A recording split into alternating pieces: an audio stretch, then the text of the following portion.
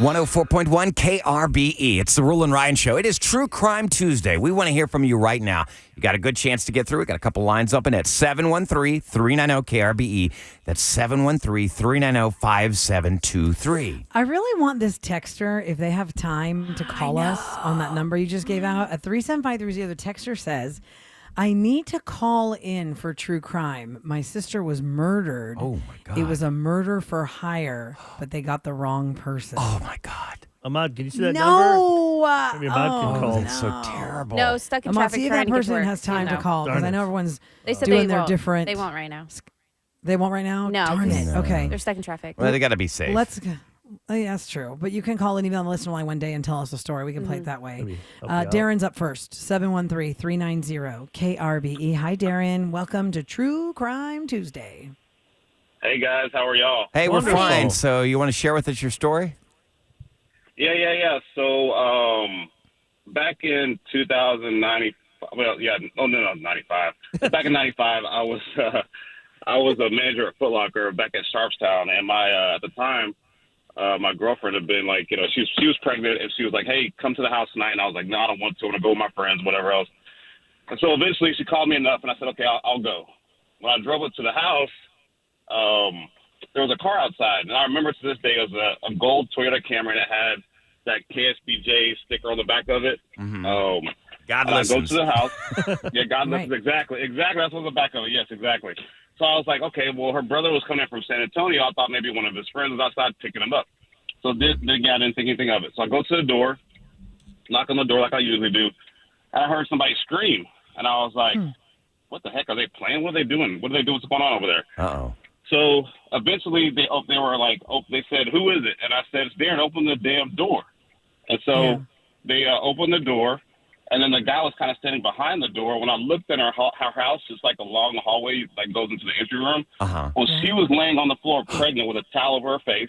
And I was like, Oh, my I God. looked at the guy that was opening the door, and I was like, it looked like one of his other friends. And I was like, I walked the door going, what the heck is going on? And that guy tried to fight me, and I was fighting him. Another guy came out of the room, and I was fighting him. Oh my The God. third guy came out, and they got me on the ground. They handcuffed me, and they were like, who's outside? We'll kill you right now. He put a gun to my head and Oh, my all God. kind of stuff like that. They had me on the ground. gosh. So these guys, they Yeah, came, the home invasion, they came equipped with handcuffs. Yeah, they did. They had handcuffs. So I guess what happened was she let them in the house because she thought it was me coming over to the house. And, like, usually I'll play around. I'll put my hand over the little peephole thing. Mm-hmm. And they did that. And she opened the door. That's how they got in. Oh, my God. Whatever. But Oh, when I my got there, they were like, hey, man, who's outside with you and everything else? And, like a dummy, I described the car they were in. And then they ended up, so I worked, like I said, I worked at Foot Locker. They took, at that time I had a pager. They took my pager. I had a necklace on. They took my shoes. Mm-hmm. They took my wallet. I just bought a car, my first car I purchased myself back then. I still had the paper plates, and I just purchased it, and it was outside. So they took my car, Oh, my gosh. and they took my car. So when we called the cops, like we went next door, called the cops. They came over. He said that, I'm standing there talking to him about what happened. And I was like, dude, can you take me out of these cuffs? And he's like, well, hold on a second. I was like, bro, take me out of these cuffs. I don't want to be in these cuffs. Mm-hmm. But I was the one that did it, whatever else. But Oh, anyway, okay. I was talking to him I was talking to him about it, and over the radio, it announced my license plate number, saying that they robbed somebody else down the street in my car. And I was like, well, hey, God. you do know, they said that the guy was walking outside to get his mail, and I guess when he walked outside, they ran up on him and did the same thing to him. And, they did that there, and I told him, I said, hey, man, look, it's not me because I'm right here. Right. Don't So try they to get come after me caught? on this. Did they Darren, catch did him? they finally the get thing caught? They told me. I don't think so, but this is what the cop told me. So, of course, I'm furious because, like I said, at the time, my girlfriend was pregnant. She's in the house. She's all stressed out behind it. Yeah. And it was already a tough pregnancy as it was, and she was all stressed out behind it. But the cop told me, my brother came to the house, like my whole family came over, we're all upset. And the cop goes, hey, man, look, this is what I'm going to do.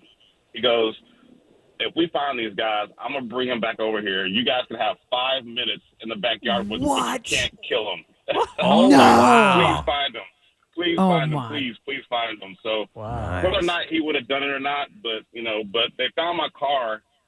That was like on a Friday night. They found my car on a Sunday night. They called me at home and said, asked me my information. They said they found my car in Manville, but when they got the car, like they had tried to take off the wheels, I guess, and they couldn't take them off, but they had totally gutted the interior. So like when they got there, So they the stripped only it. thing that was in the car was like a milk crate and a steering wheel. So all my seat belts, They took rearview everything. mirrors, I mean all that. Yeah, they took everything off So what the happens car. with And that? I was, Salvaged it. Do Well, did the insurance crazy- cover the that? I'm crazy always thing- curious about that stuff. Yeah. Well, the crazy thing about it was I put it in the shop, and like the bill for it, I probably paid $15,000. It was like an Acura Integra at the time. I probably paid $16,000 for the car. The bill on it was like almost $10,000 because you got to think about it. Every little bolt, every little washer, they had to charge the insurance. But Get did new insurance seats, pay new for it? interior. Yeah, they paid for it. I mean, the insurance bill, like from the insurance company, was. I mean, if you folded it all the way out, it was taller than me. It was crazy. But Oh my God. I think Now, it's easier just to gosh. get rid of I'm it. a little confused Yeah. at one part of the story. So you said you pulled up and you see a car with a KSB bumper sticker. Are you saying that the thieves Stole that car arrived? too? They arrived in that car? Stole it? yeah, they got there. They came in that car. Yeah, they Okay. must have either that was maybe they stole that car too, and they were just doing the whole thing that night or something. But that car was outside, and but the other thing was like a couple days later after that happened, I think we had my daughter within that week because she was still stressed out behind it. She Oh, my went God. into labor and had my daughter and stuff like that. And then, like I said, once I got the car back, it was like that first Easter after my daughter was born. We went to the park to have Easter there and all that kind of stuff. I was on my way to the store. I get pulled over, and the car those guys stole, right? No. So the first thing the cop does, he looks at the car and does, hey, your VIN number off the dashboard is gone, because it was gone too. And I was like, yeah, the car got stolen, blah, blah, blah. Here's the receipt. I showed him the receipt of everything that happened. He still took me to jail. And No. on Easter Sunday, so and that Oh, was my before we For had cell phones, having a so I stolen couldn't car, call. Darren. That's why you got arrested Yeah, for, my own- quote, having my- a stolen my own car. stolen car. Right. He took me to jail because of that, and he took Oh, my me to jail God. for that. He held me there for about 8 hours Oh, my in a God. holding cell. They took my car. They kept it for like 3 or 4 days to check it to make sure it wasn't stolen. Oh my God. But the Oh, my crazy, I gosh. had to leave my family at the park. I didn't have a cell phone to call. Oh, So they're When like- he took me back, he was like, he told me, hey, I'm gonna take you back. You're free to go. So he took me back to the place. He picked me up and just dropped me there on the corner. I think I was at Bel Air and like Eldridge, and he just dropped me off at the corner right there. The and just police said, okay, did here you this? go. Moral of the story, if your Yeah. car gets stolen, just get a new one if you can, if they'll let you total it out. No, That's I did. crazy. Yeah, well, I did. So after that happened, I was like, I'm done with this car. I took it to the dealership and I traded it in. I did it at night, and so they didn't see anything. So the next, like 3 days later, they called me and said, hey, man, your car, the VIN number's gone. I said, hey, I'm sorry, bro. I'm done. You bought it? My You car. bought What's it. your car? You bought it. Your problem Can I just now. ask one more Yeah. thing? Did we find out that this was just a random home invasion? These guys, did they target your girlfriend or they just Yeah, randomly it picked her was, place? From what the police officer said, it's a random thing that happened because she lived in like at that time it was like in A-Leaf. Well, there still is, but it's like a lot of Asian people live there. They said that they probably went to the wrong house because there's Asian people who lived on both sides of her. They went to the wrong house because most Asian people don't believe in the banking system, so they keep a lot of cash at home. And so That is that's the- what they said anyway. So If they they have said their that own they, business, a lot probably of went small to the wrong house. businesses of any Oh, so that's the wrong background. house. If you had a small business, especially some cultural backgrounds, are like, well, we'll just take the got bank a home safe with us in at their night house. and then go Yeah. to the And this to is the back bank the in next day. 95. 95. Yeah. 95. Now you got Ring cameras, exactly. Oh thankfully. man. Oh man. Yeah, no, it was the Okay. craziest thing I've ever been through. So yeah, it was I'm so pretty- sorry but the that happened to crazy- you I was- guys. Yeah, it was crazy, man. I was like, you would think during that time when you got a gun pointed in the back of your head, you would be nervous and yeah. like your heartbeat beating fast. But I thought I was going to die literally because this is how I'm going to go down because I was so calm. Like my heart wasn't You go beating numb. fast. I wasn't shaking. Yeah. Yeah, I was pretty Wow, much numb, and I crazy. thought I thought that was the end. I was like, this is not how I thought I'd die. So Were you saying anything Yeah. like your goodbyes to your Like in your I Girlfriend? head. didn't or- say anything. I don't think I said anything. I think I just sat there and let them, take the stuff out of the house today. They would hurry up and leave and do what they had to do. But they didn't get nothing but my like couple credit cards and her purse and like some stereo equipment. And that was Yeah, a the lifetime big of thing I mental was trauma doing in my over car. some credit cards. Oh and yeah, I'd be you peeing my pants, totally, man. you Three totally guys have doing that? PTSD over that. I hope your Thanks. your 28-year-old daughter now is doing fine. Really crazy. Fine, yeah, she's fine. She doesn't remember any of that stuff. But yeah, she's fine though. She's good. She's But, yeah, not it gonna, was just if she a, remembered that, honey, She's in let the me tell you womb. something. You guys need a bottle, whatever the heck she's got. All right, Diana is up next. It's True Crime Tuesday, 713-390 KRBE. You tell us a story about how you're connected to a crime. Diana's has to do with a bank robbery. Good morning, Diana. Good morning. Hey, Hi. Diana. So, Hi. So I used to manage a branch, actually out in Vintage Park. So it's a pretty nice area. Mm-hmm. And my door was closed. I walked in during lunch, and it was towards the end of the day. And all of a sudden, I hear this ruckus, and I see these two guys with masks and hats, pre-COVID, and backpacks, and they run in the branch, and they jump on the high teller windows, not even the low ones, the high ones, and they pull two guns out of their backpacks, and they're like, do you know what time it is, mother effer? It's time for you to give me all your money.